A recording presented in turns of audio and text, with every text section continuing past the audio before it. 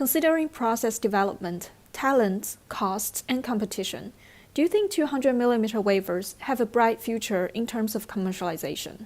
When you go from one size wafer to the next, you need to qualify the processes, right? All the processes need to be qualified, and then any company you're working with, they need to qualify their product, to your higher area wafers, and that takes a lot of work. But the payoff from doing that is rather significant. Another thing that we need to take into consideration is 150mm fabs in silicon are definitely obsolete and relatively few. At the same time, there is a large number of 200mm fabs. So not only you're going to get close to 20% reduction in cost because of the more devices you get out of the wafer, even though it's more expensive because it's bigger, but you're also going to get the benefit of having a large number of companies jumping into silicon carbide production that will create more competition.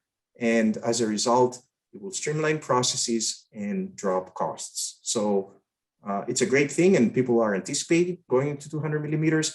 Wolfspeed in the United States is building a 200mm silicon carbide fab in the state of New York. It's going to be ready in 2022, 2023. I know in Europe there are programs where they're taking, experimental or pilot, so to speak, 200mm wafers and are running them through the fab to kind of understand what type of specific problems with this wafer. So a lot of the background work is done. 200mm silicon companies are already doing qualification type of experiments in short loops to qualify process. So when 200mm wafers do become commercially available, they're ready to jump and compete in the market. Every time you do mass commercialization, prices go down. One thing I got to say is, compared to silicon, the wafers in silicon carbide are far more expensive. I mean, you might pay, $40, $50 for a 200mm wafer in silicon.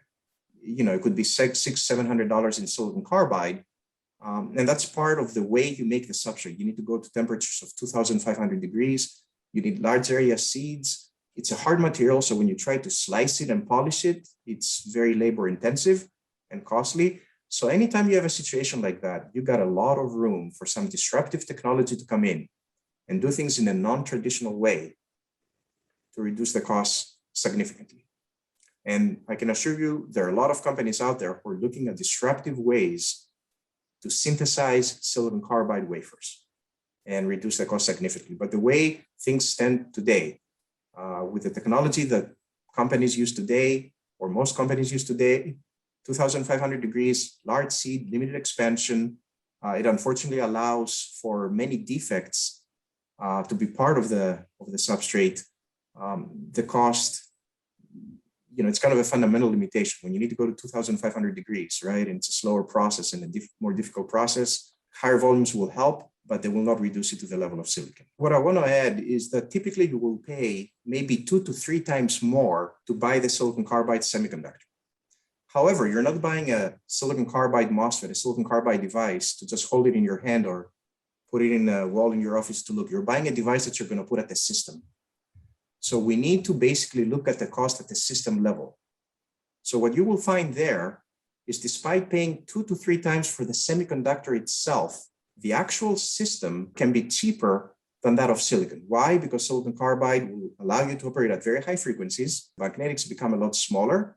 So you have volume reduction, weight reduction, and because they're smaller, cost reduction.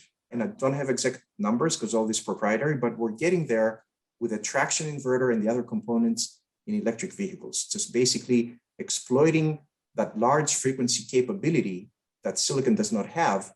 To simplify the passive components, you're able to operate at higher temperatures, and that will simplify the thermal management. You need a smaller heatsink, less expensive heatsink, and so on and so forth. So I think silicon carbide is here. It's here to stay. It will certainly not displace silicon in all applications, but it will be one of the good options at the hands of applications engineers when they have to make a decision as to what devices to use for their systems.